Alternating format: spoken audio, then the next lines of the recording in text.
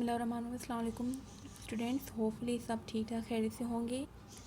तो students, last lecture में हमने अपना टॉपिक स्टार्ट किया था इंपॉर्टेंस ऑफ इक्विलिब्रियम कांस्टेंट, जिसमें हमने इसकी फ़र्स्ट इंपॉर्टेंस पढ़ी थी predicting direction of a reaction, जिसमें हमने ये फाइंड आउट किया था कि रिएक्शन की डायरेक्शन कैसे हम फाइंड आउट कर सकते हैं कि रिएक्शन फॉरवर्ड जा रहा है, ये रिवर्स जा रहा है।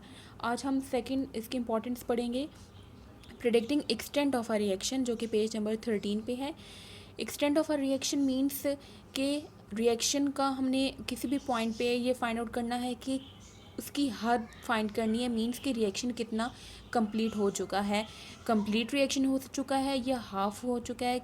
तो ये अगर हमने फाइंड आउट करना हो तो उसके लिए क्या है कि न्यूमेरिकल वैल्यू ऑफ के सी की न्यूमेरिकल वैल्यू को यूज़ करके हम प्रेडिक्ट करते हैं एक्सटेंट ऑफ अ रिएक्शन।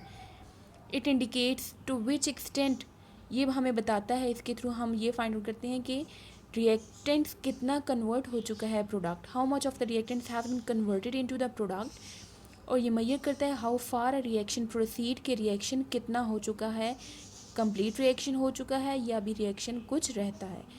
तो इसकी भी 3 पॉसिबिलिटीज़ हैं। First, large value of K सी जो कि हमारे पास रेशियो है product concentration to the reactant concentration का, ये रेशियो है। तो इसकी न्यूमेरिकल वैल्यू अगर लार्ज आए हमारे पास, इट मीन्स यहाँ पे अब देखें के सी अगेन यहाँ पे ये फ्रैक्शन है या ये रेशियो है, अगर इसकी वैल्यू हाई आ रही है तो इसका मतलब ये है कि इस फ्रैक्शन की जो ऊपर वाली वैल्यू है उसकी अमाउंट ज़्यादा है और नीचे जो वैल्यू वो कम है, तभी उसको डिवाइड करने से आंसर ज़्यादा आएगा, मैक्सिमम वैल्यू आएगी। तो यहाँ पे के सी की वैल्यू हाई तब होगी जब प्रोडक्ट की कंसनट्रेशन हाई है और रिएक्टेंट्स की लो है। तो इससे क्या फाइंड आउट किया हमने कि रिएक्शन मिक्सचर में हमारे पास all of the product present है, जबकि रिएक्टेंट्स नेग्लिजिबल अमाउंट में है, इतना कम है कि हम उसको अवॉइड कर सकते हैं, निगलेक्ट कर सकते हैं। अब इससे क्या पता चला कि रिएक्टेंट्स कम्प्लीटली कन्वर्ट हो चुका है प्रोडक्ट में, तो रिएक्शन क्या होगा, ऑलमोस्ट कंप्लीट है।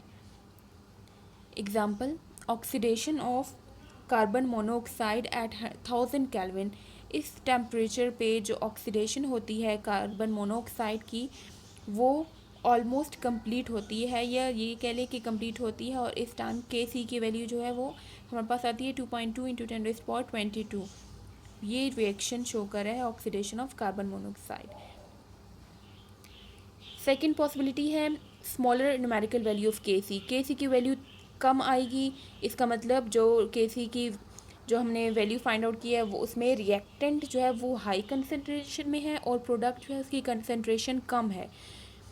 Small conversion of reactant into product, इसका मतलब रिएक्टेंट अगर ज़्यादा मकदार में मौजूद है, इसका मतलब ये हुआ कि रिएक्टेंट जो है उसमें से बहुत स्मॉल अमाउंट में वो कन्वर्ट हो चुका है प्रोडक्ट में, और पीछे हमारे पास रिएक्शन मिक्सचर में रिएक्टेंट की मकदार ज़्यादा है, रिएक्टेंट कंसनट्रेशन हाई है और प्रोडक्ट कंसनट्रेशन यहाँ पे नेग्लिजिबल है।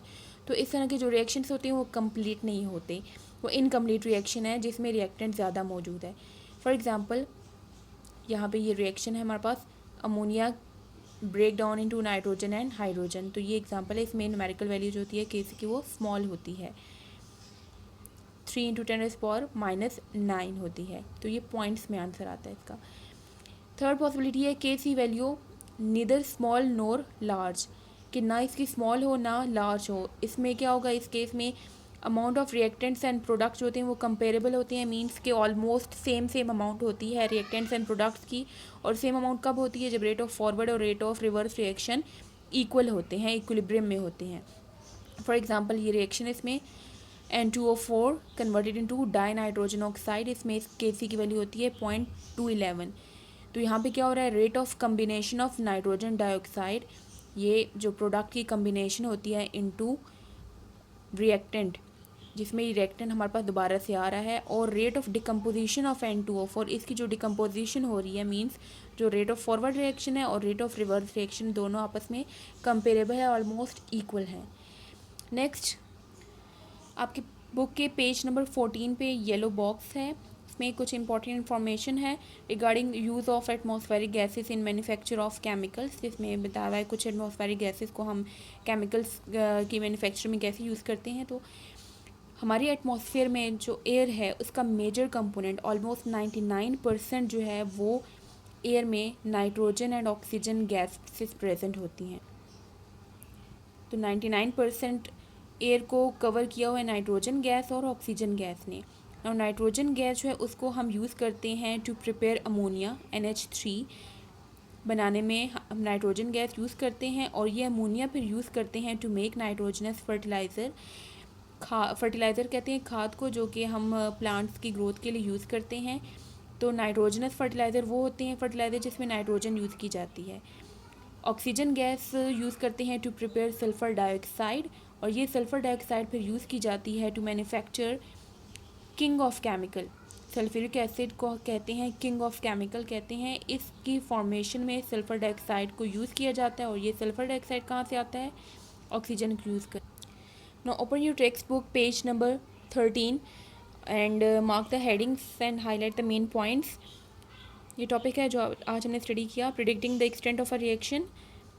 इसमें numerical value of equilibrium constant ये आ गया। देन इसकी 3 पॉसिबिलिटीज़ हैं। फर्स्ट हेडिंग है इसमें large numerical value of K सी, ये हेडिंग आएगी। इसमें आगे से इन्होंने एक्सप्लेन किया इसी को, और फिर इसकी एग्जाम्पल में ये आएगा। Then small numerical value heading आएगी, और नेक्स्ट यहाँ पे इसी की हेडिंग आपने डाली है एग्जाम्पल की, और ये इसमें आंसर है। थर्ड पॉसिबिलिटी है numerical value of K C neither small nor large, इसमें यहाँ से यहाँ तक आएगा इस हेडिंग में, और देन एग्जाम्पल की आपने हेडिंग डाल के ये लिखना है। नेक्स्ट पेज नंबर 14 पे ये येलो बॉक्स है जिसमें एटमॉस्फेरिक गैसेस का बताया हुआ है कि किस तरह उसको हम केमिकल्स के फॉर्मेशन में यूज़ करते हैं। तो ये आप मेन पॉइंट्स हाईलाइट कर लीजिएगा। Now exercise long question number 4, what is the importance of equilibrium constant. इस के आंसर में आपने ये जो कंप्लीट टॉपिक है इंपॉर्टेंस ऑफ इक्विलिब्रियम कांस्टेंट, ये कंप्लीट लिखेंगे, जिसमें predicting the direction of reaction ये पॉइंट पे आएगा। इसमें ये सब हेडिंग्स जो मैंने आपको मार्क करवाई हैं ये सब लिखना है। एंड देन सेकंड हेडिंग है इसकी प्रेडिक्टिंग एक्सटेंट ऑफ रिएक्शन, और इसमें ये सब कुछ।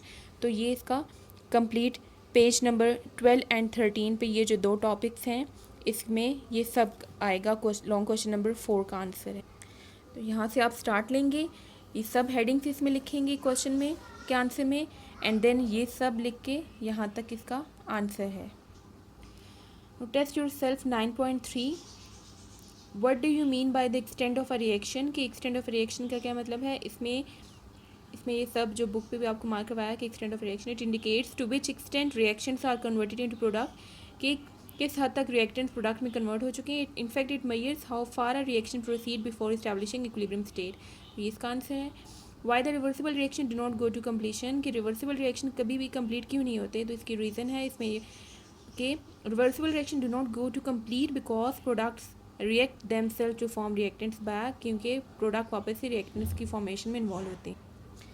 Next question number 3, if a reaction has large value of K C will it go to complete and why, कि अगर के सी की वैल्यू बहुत ज़्यादा लार्ज हो तो क्या रिएक्शन कंप्लीट हो जाता है, एंड वाई क्यों होता है। तो ये आज पॉसिबिलिटी हमने स्टडी की टॉपिक में।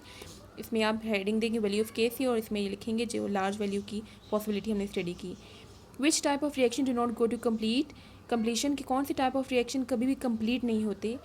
तो इसमें वैल्यू ऑफ के सी जो हमने स्टडी किया था कि जब the reaction which have small value of K C do not go to completion, हमने सेकंड पॉसिबिलिटी स्टडी की थी जिसमें के सी की वैल्यू स्मॉल होती है तो वो रिएक्शन कभी भी कंप्लीट नहीं होते, उसमें रिएक्टेंट की कंसनट्रेशन बहुत हाई होती है।